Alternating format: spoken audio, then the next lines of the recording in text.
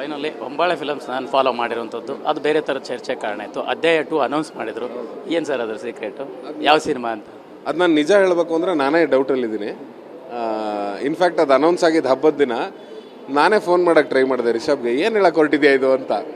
So ಅವಾಗ ಗೊತ್ತಾಯಿತು ನನಗೆ ಏನೋ ಒಂದಿಷ್ಟು ಮನಸ್ತಾಪಗಳಾಗಿದೆ, ಹೊಂಬಾಳೆನೇನೋ ಅನ್ಫಾಲೋ ಮಾಡಿದ್ದಾನೆ ಅಂತ ಮೀಡಿಯಾದಲ್ಲಿ ಬರ್ತಿದೆ ಅಂತ. ನಾನು ಇದರಲ್ಲಿ ಎಲ್ಲೋ ಶೂಟಲ್ಲಿದ್ದೆ, ಇಲ್ಲಿ ಯಲ್ಲಾಪುರದಲ್ಲಿ, ಅಲ್ಲಿ ಫಾರೆಸ್ಟ್ ಒಳಗೆ ಬೇರೆ ಇದ್ವಿ, ನೆಟ್ವರ್ಕ್ ಇಲ್ಲ.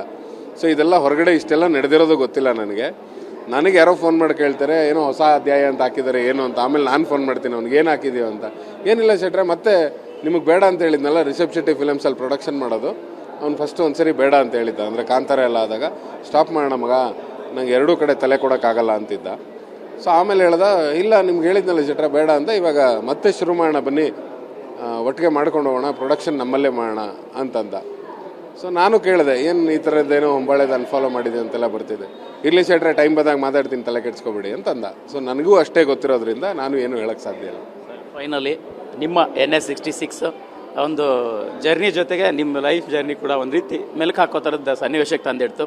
ಅವರೆಲ್ಲರ ಜೊತೆಗಿನ ಯಾವ ನೆನಪುಗಳು ನಿಮಗೆ ತುಂಬ ಕಾಡುತ್ತೆ ಈ ಜರ್ನಿಯಲ್ಲಿ?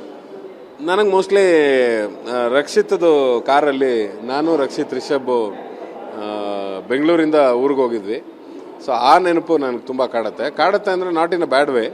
ಆ ಥರ ಮತ್ತೆ ಸೇರೋಕ್ಕಾಗ್ತಿಲ್ವಲ್ಲ, ಒಂದು ಟ್ರಾವೆಲ್ ಮಾಡೋಕ್ಕಾಗ್ತಿಲ್ವಲ್ಲ ಅಂತ ಬೇಜಾರು. ನಾನು ಡ್ರೈವ್ ಮಾಡಿದ್ದೆ, ನಾನು ರಕ್ಷಿತ್ತು ಇಡೀ ಟ್ರಾವೆಲ್ಲು ಜೋರಾಗಿ ಹಾಡುಗಳನ್ನ ಹಾಕ್ಕೊಂಡು ಇಬ್ಬರು ಹಾಡ್ತಾ ಹೋಗಿದ್ವಿ.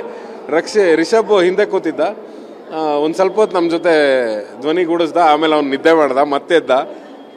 ಸೊ ಆ ಜರ್ನಿ ಚೆನ್ನಾಗಿತ್ತು. ಅಂದರೆ 3 ಜನ ಟ್ರಾವೆಲ್ ಮಾಡ್ತಾ ಇದ್ವಿ. ಆಮೇಲೆ ಯೂಶ್ವಲಿ ನಾವು ಉಳಿದವರು ಕಂಡಂತೆಗೆ ಅವಾಗ ರಿಷಬ್ದು ಸ್ಕೋಡಾ ಕಾರಿತ್ತು, ತುಂಬ ಟ್ರಾವೆಲ್ ಮಾಡಿದ್ದೀವಿ. ಅಂದರೆ ತಿಂಗಳಿಗೆ ನನ್ನ ಪ್ರಕಾರ ಒಂದು 5-6 ಸರಿ ಈ NH ಓಡಾಡ್ಬಿಟ್ಟಿದ್ದೀವಿ, ಬೆಂಗಳೂರಿಗೆ ಊರಿಗೆ ಬೆಂಗಳೂರಿಗೆ.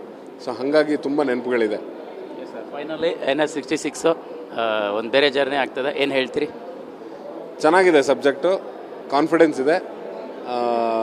NH66ಅಲ್ಲಿ ಇರುವಂಥ ಬ್ಯಾಕ್ಗ್ರೌಂಡ್ ಸೀನ್ರೀಸ್ ಆಗಿರ್ಬೋದು, ನಿಮ್ಗೆ ಅಲ್ಲಿ ಆ NH ಹೇಳುವಂಥ ಕಥೆಗಳಾಗಿರ್ಬೋದು, ಅವೆಲ್ಲವೂ ಚೆನ್ನಾಗಿದೆ.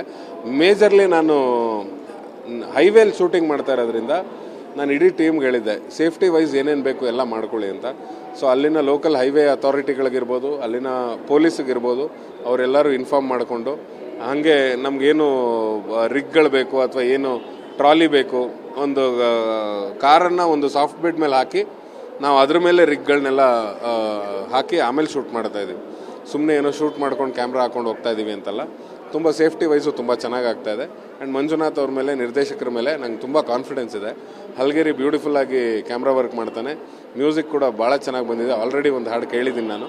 ಸೊ ಹಾಗಾಗಿ ರಾಜೇಶ್ ನಟರಂಗ ಅವರಿದ್ದಾರೆ, ಶ್ರುತಿ ಹರಿಹರನ್ನು ಇದ್ದಾರೆ, ನಾನು ರಂಗಭೂಮಿ ಅವನು.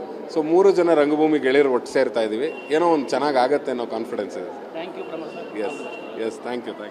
ಎಸ್, ಇದಿಷ್ಟು ಪ್ರಮೋದ್ ಶೆಟ್ಟರ ಮಾತಾಗಿರ್ತಕ್ಕಂಥದ್ದು.